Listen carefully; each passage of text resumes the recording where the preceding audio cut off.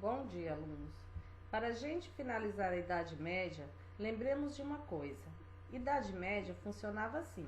Dentro da Idade Média, nós vimos então já o bizantino, com a Nossa Senhora com a cabeça desproporcional, Jesus Cristo meio inclinado e não esquecemos da auréola. No românico, não podemos esquecer a técnica utilizada, o afresco, e a Torre de Pisa. Agora vamos terminar com o gótico. Vamos entender primeiro o porquê desse nome. Bizantino, todo mundo, já ficou explicado nas aulas anteriores que se tratava de Bizâncio. Românico, porque estava falando de Roma, capital do Império Romano no Ocidente. E agora vamos falar do gótico. Por que se chama gótico? Porque é o seguinte, pensa que o movimento, quando ele acontece, ele não recebe o nome no momento que ele está acontecendo. O exemplo que a gente tem hoje é que alguns movimentos já nascem com o nome, mas outros não. Exemplo, bem futuramente, os filhos de vocês vão estudar esse momento que estamos vivendo com o nome igual a gente estuda os nomes da passagem da história, ou na literatura também. Em história, por exemplo, o Renascimento não surgiu Renascimento. Esse nome é dado depois. Alguém para e olha para trás e vê o que aconteceu e dá os nomes, tá? Depois ele investiga, aquele período e dá um nome para aquele período. A maior parte dos movimentos em arte funcionam assim. O gótico é da mesma maneira. O que acontece? Quando já sai da Idade Média, que o próximo movimento será o Renascimento, aqui no Renascimento, vamos adiantar um pouco. Vai ter uma pessoa chamada Vasari, não essa data, mas vou citar para vocês terem uma referência na literatura, tá? 1500, mas já começa em 1300. Tanto que vocês têm lá 370, 470, 580 e assim por diante. Vou citar 1500 para vocês fazerem uma referência com a literatura. Então, no Renascimento já passou o bizantino, o românico e o gótico. Tinha uma pessoa que se chamava Vasari, estudioso de arte, grande artista, inclusive, tá? Tanto que tem uma história para vocês. Pediram para ele fazer um painel no palácio. E quando chegou lá, o painel que tinha para ele era um painel do Leonardo da Vinci. E aí olhou aquilo e falou, imagina, Leonardo da Vinci, contemporâneo dele, imagine que eu vou pintar em cima do painel do Leonardo da Vinci. Então, ele mandou construir um murinho bem rente, que ficou mais ou menos assim a largura de um dedo, em uma parede, entre o mural dele e a parede que ele mandou construir e fazer o painel dele. Por quê? Porque eu sei disso? Porque eles descobriram há alguns anos que existia esse painel atrás do painel de Vasari. Ou seja, é uma pessoa que respeita o contemporâneo, respeita a arte e é um dos estudiosos da arte. Então, o Vasari lá, aqui no Renascimento, tá? Eu tô fazendo essa referência. Aí ele olhou e viu então atrás e viu as igrejas góticas. Ele viu toda a decoração, mas não tinha um nome gótico, tá? Ele olhou para aquilo e disse, nossa, é muito feio, mas é muito medonho. Isso para ele não colocar, por exemplo, o nome de arte podre, que não ia ficar interessante. Ele deu um nome pejorativo para a época, que é o gótico. Por que é pejorativo? Porque o gótico vem dos povos, dos povos godos. Vocês devem ter estudado em algum momento, o visigodo e vários godos, tem vários godos por aí, que são os povos bárbaros, que estavam fora de Roma, fora da ideia de civilização, aquela ideia meio viking, sabe? Que não é viking, mas consegue compreender essa ideia? Bom, e então ele pensou assim, quem fez isso só pode ter sido alguém que fez alguma coisa muito feia porque para ele, pelo contexto de renascimento, o que tinha no gótico, né, era muito feio. Mas é lógico, gente, que tem que entender que é um ponto de vista de uma pessoa. É igual, por exemplo, quando você vai a uma festa de casamento, tá? Vou dar um exemplo aí citando as meninas. Aí você chega lá na festa com o seu tubinho lá no casamento, liso, com pouco detalhe. E quando você olha, vê logo ali próximo a noiva, a madrinha do lado, ela com um vestido com uma manga enorme, com laço, com pérolas, tá? Citando exemplos, tem pessoas que gostam e não. Só consegue entender? Então, são referências completamente diferentes. Então, para mim, o bonito é o menos, o simples. Para o outro, o bonito é cheio de detalhes. É essa a diferença. Como quem olhou para o gótico foi ele, né? Vasari, que acreditava no simples. Ele deu um nome pejorativo, hoje não é mais pejorativa, viu, gente? Mas na época foi dado como pejorativo esse nome, e aí vocês vão julgar se isso é bonito, se isso é feio, como vocês pensam sobre isso. Bom, e como aquela coisa, né, que a gente sempre escuta, cada pessoa tem o seu gosto e não cabemos julgar, né? Mas voltando no Vasari, ele pegou o ponto de vista dele para nomear um período da história da arte. Bom, a gente continua, né? Já vimos em outras aulas aqui no românico, a minha igreja em formato de cruz, lembra? Mas agora o que vai marcar o gótico? Vai ser justamente os rosáceos e os vitrais. Essa é a característica maior do gótico, rosáceos e vitrais. Por quê? O desenvolvimento das cidades, né? Eu vou também conseguir ter essas melhorias estruturais, que são as rosáceas, vitrais coloridos, por conta de eu ter dinheiro. Porque lembram, vou terminar a Idade Média, durante toda a Idade Média eu tenho um feudalismo. A gente ia de feudo em feudo, tinha lá os trovadores, vocês devem ter visto os trovadores na literatura. Que acontece depois? Esses feudos vão transformar em burgos. Porque daí vai surgir a burguesia. Vai depender do comércio. Estou retomando algumas coisas de história para vocês compreenderem. É nesse contexto dessas cidades que eu tenho uma arquitetura gótica. Por que ela é toda elaborada? Por que ela é cheia de detalhes e de inovações arquitetônicas? Porque agora eu tenho dinheiro, eu tenho comerciantes investindo na igreja, porque é sempre interessante ter a igreja do nosso lado, aqui nesse momento, tá? Continuando aí, a gente tem a abadia, né? A abadia de Saint-Denis, mas eu vou para aquilo que realmente eu quero que vocês gravem. Vamos falar desse arco gótico já, e essa igreja nós temos Notre-Dame de Chartres, que são duas igrejas, tá? Temos duas igrejas. A mais importante, eu quero que vocês vejam isso, que é a rosácea. Isso é vitral. Agora eu tenho as torres que apontam para o céu. Lá no românico, eu entrava na igreja, eu tinha essa cúpula redonda. Se bem que aqui eu tenho essa cúpula redonda, mas a ideia é de que eu vou ao céu.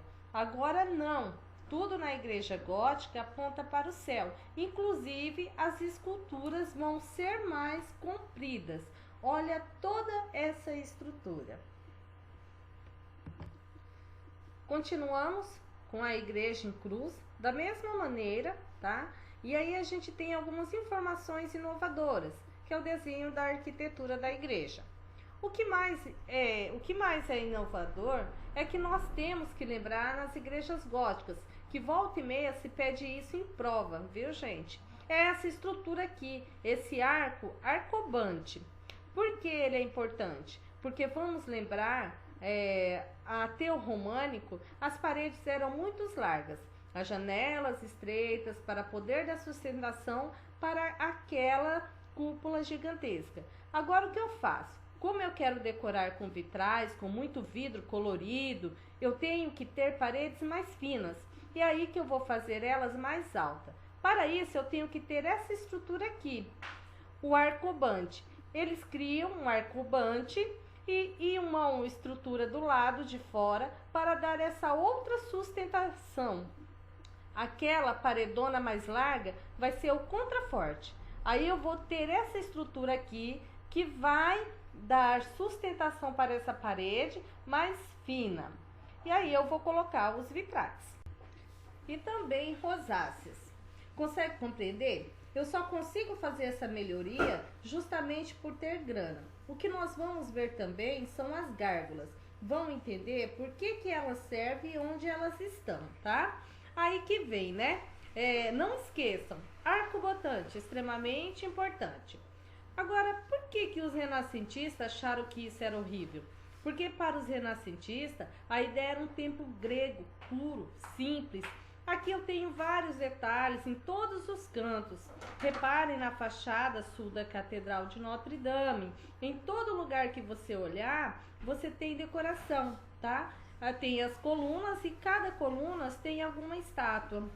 Aí, o templo todo é isso, todo decorado.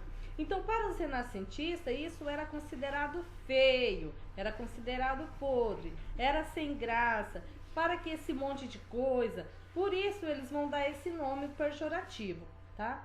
Ainda na igreja de Chartres, elas são muitas parecidas, as catedrais. E aí nós temos a Notre Dame de Paris, que é do Corcunda de Notre Dame, tá? Que vocês devem ter visto o filme, né, da Disney. Se vocês ainda não viram o filme, vejam, tá certo? Tá aí uma dica. Ainda continuando aí sobre a Catedral de Notre Dame de Paris, ela não tem na fachada as duas torres lá para cima, elas param aí. E é interessante, para pensar sobre isso, eu até já busquei algumas informações, tá? Dizem que na planta ela já estava sem ideia, as pessoas que estavam construindo e as torres. E aí outros também dizem que você não, só que não tem essa confirmação, tá, gente? Que era porque não tinham dinheiro. Então começaram a construir, mas acabou o dinheiro. Outros até que não eram mesmo, não era para ela ter essas duas torres para cima, sabe? Essa ponta que não era para ser construída. Então, mas nas laterais ela tem as torres. Tem as esculturinhas. É uma coisa muito louca, né? Você imagina que lá em cima, na torre, depois de tudo, ela tem uma escultura, tá? E isso é gótico, viu, gente? De novo, a estrutura da rosácea e a estrutura dos vitrais. Caso vocês forem procurar na internet mais modelo de rosáceas, pesquisem assim, rosáceas de arte, tá? Porque se vocês pesquisarem só rosácea, vai mostrar uma doença de pele. Aí nós temos o arco gótico, tá? Que é a imagem interior de Notre Dame, de Paris. Também vai ser de grande desenvolvimento que a gente vai ter dentro do gótico. Então a gente tem o arco botante e a gente tem também outros tipos de arcos, né? Além do arco botante, que é aquele arco onde tem um biquinho, nós temos também arcos que vamos chamar de gótico ou ogival. Para a gente fazer a contraposição do que a gente já viu, que é sobre os arcos, por exemplo, esse daqui é o arco pleno ou romano. E só mais um, a gente não estuda muito dele, não vamos entrar nos detalhes sobre ele, porque ele tem um pouco de influência bizantina, mas é muito pouco, que é o otômano, tá? Mas não precisa, vocês precisam saber sobre esses dois arcos aqui, que é o pleno ou o romano, gótico ou ogival, tá bom? E essa pontinha, gente, por incrível que pareça, também vai facilitar para a sustentação das paredes mais altas ainda, tá? Então, toda a inovação arquitetônica no gótico é para privilegiar a altura das igrejas, tá bom? Ainda continuando sobre a igreja Notre Dame de Paris, o portal ele é cheio de decoração. E aí vem a rosácea, que é a marca maior. A rosácea, gente, ela é toda uma estrutura de ferro. Uma rosácea dá quase metade da sala de aula de vocês. Só para vocês terem a noção do tamanho e a importância dela. é que ela não vai também só iluminar o interior da igreja. Por quê? Porque ela tem, né? Lembra que as igrejas eram um formato de uma cruz? Então, nas 4 pontas eu tenho um rosáceo. Então, o que acontecia? O sol, conforme ele passava, iluminava dentro da igreja.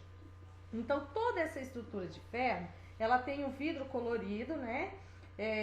Que já é feito manualmente. Então, vai encaixando esse vidro e vai fechando com maçarico. Para fechar com ferro, diferente de hoje, né? Que hoje tem uma massinha que vão lá e vão encaixando toda na estrutura da rosácea. É um trabalho, além de difícil, caro, e é por isso que é uma estrutura que, apesar de belíssima, não continuou para o restante da humanidade, como uma influência pesada na arquitetura, né? Como uma forma de decoração, infelizmente. Essa é uma visão externa que você tem de uma rosácea. Essa não é uma das maiores. A visão interna, que eu quero que vocês imaginem que está saindo todo esse raio de luz. Imagine esses raios, tá? Coloridos entrando em um ambiente da sua casa, da escola, por exemplo. Interessante. Por quê? Porque imagine, sinceramente eu acho muito lindo, imagine em você determinado ambiente onde tem lá uma rosácea toda colorida e conforme vem o sol, aquilo reflete no interior, né? No ambiente interno, tá? Outra coisa, gente, só para esclarecer sobre a diferença entre rosáceo e vitrais. Por exemplo, rosáceos são os vitrais coloridos e os vitrais em formato de janelas mesmo, tá? Por exemplo, aqui no Brasil nós temos várias catedrais onde se utiliza ainda essa técnica, tá bom? Aí temos lá que por exemplo, eles podem estar utilizando vários tipos de materiais, que é o cádmio, cobalto, o ouro, né? Muitas vezes aí também o vidro para poder estar preenchendo. Aqui nós temos a imagem, né? O rei Davi. A técnica clássica, né? Uma técnica clássica. A outra imagem, nós temos aí até uma imagem onde aparece no filme do Shrek, eu não sei se, né, vocês já assistiram, mas eu acredito que sim, que é quando o dragão quebra e fica aí, tá, gente? Vou até deixar uma dica. Os desenhos animados, no geral, eles fazem um trabalho de reconstrução de época espetacular. Bom, eu amo desenho animado, né? Aí nós temos outros vitrais, que é a imagem de São Sebastião e Maria e José com Jesus, tá? Vamos abordar agora a escultura. Obviamente que a gente já falou sobre isso na Idade Média, que qual era o objetivo maior? Ensinamentos religiosos. Então, até na escultura eu tenho que ter isso para poder ensinar a população que, entre aspas, não tem conhecimento, e eu tenho que ter um reconhecimento facial. Eu vou começar pelo então as gárgulas. Aqui não tem o objetivo, que fique claro, de passar uma historinha nem nada, tá? As quimeras que vocês estão vendo, porque na historinha, né, do Corcunda de Notre Dame, as quimeras são os amiguinhos deles. O que são uma quimera? Uma quimera é uma figura grotesca, é um tipo de escultura similar que não funciona como desaguadouros. Desaguadouros é que desaga a água no telhado. Serve apenas para funções artísticas e ornamentais. Elas também são popularmente conhecidas como gárgulas, mas também acabaram dando para elas a quimera, tá? Uma outra função, uma função mais psicológica. Diziam que elas serviam, estou dizendo elas porque elas são as esculturas, tá? Que como elas eram muito assim grotescas, elas assustariam os espíritos ruins que quisessem entrar na igreja. Por isso que eles são tão feinhos, tá? Porque o espírito ruim, a gente imagina uma coisa feia.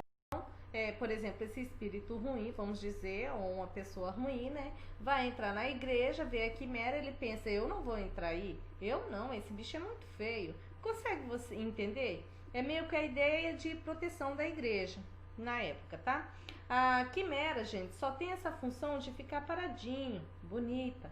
Ela é maciça e não acontece nada aqui dentro, por exemplo. Vocês já vão entender o porquê, tá? Porque aí eu tenho o que a gente vai chamar de gárgula. Gárgula nada mais, nada menos que é a calha da sua casa. Funciona assim: a água da chuva bate, cai dentro, escorre lá, passa por dentro e sai pela boca. Continuando aí, olha essa imagem. É fácil de reconhecer. É só você olhar para ela, né? Que vocês conseguem reconhecer quem é a figura, que figura é essa, que figura é aquela. Conseguem, né? Consegue também perceber que tem um anjinho. Olha a auréola, as asinhas, certo? E aqui também tem uma escultura de um certo, vamos por assim, um certo diabinho enroscado na perna do outro. E aí repare, eles estão fazendo alguma coisa, provavelmente pesando algo. O que, tipo assim, o que você andou fazendo da vida, né? Deixa eu fazer também uma recordação aqui. Quem já assistiu o Alto da Compadecida, tem um ator que faz o diabo, lembram? A cena do julgamento, e volta e meia tem um efeito especial, ele volta e vira e faz uma cara de né? É bem parecido com isso aqui, e é bem próximo a isso que, por exemplo, que é a cara que ele faz, né? Então veja, eu não preciso ter muito conhecimento para poder interpretar, tá? Essa imagem. Eu entendo ela, a ideia da escultura, isso era a ideia que as esculturas deveriam passar para as pessoas, tá? Tem mais esculturas aqui, tá vendo? E outra coisa, tem essa outra que representa algo sobre longevidade, de apontamento para cima. Temos a outra aí que é um dos portais da Catedral de Notre Dame. E aí olha quanto detalhe, gente. Então, além de eu ter as esculturas em si, os signos, bichinhos, então eu tenho muita decoração no gótico, tá? E que é muito legal, né? Agora, chegamos também em outro momento muito legal e genial, que eu acho que todo mundo já fez isso na vida, que são as iluminuras. O que é isso? Bom, eu vou lá a partir do mosteiro, chego lá e falo assim: seu monge, eu queria uma iluminura. Pois não tem como ele perguntar como você queria. Então eu falo: vou deixar para você mesmo fazer para mim, do jeito que você achar mais interessante. Ah, então tá bom. Que esse monge que vivia lá no mosteiro ia fazer? Ele ia pegar uma passagem bíblica, ia transcrever na pele de cordeiro, e vão ilustrar isso tanto a letra inicial ou como fazer uma passagem mesmo, um desenho. Por que eu falo que todo mundo já fez isso? Porque todo mundo já começou o caderno e o professor pediu para fazer a abertura do caderno, vamos supor, primeiro bimestre. Porque eles são copistas, porque eles fazem esse processo de copiar da Bíblia. Uma passagem também são artistas. Por quê? Porque eles vão ilustrar, eles vão desenhar isso, porque o caráter individualista, cada monge tinha a liberdade de fazer o seu desenho, desenhar do seu jeito, e por isso também acaba influenciando outros pintores. Ou seja, eles começam a perceber a autonomia do artista, a liberdade de poder desenhar, e enfeitavam isso com pedrinhas de ouro. Tinha pó de ouro na tinta, era um trabalho riquíssimo que a Igreja Católica também vendia. Então, normalmente, as pessoas compravam para si mesmas ou então para dar de presente. Na Idade Média, a gente perde todo aquele requinte que a gente tinha na Antiguidade Clássica. Isso vai ser retomado no Renascimento.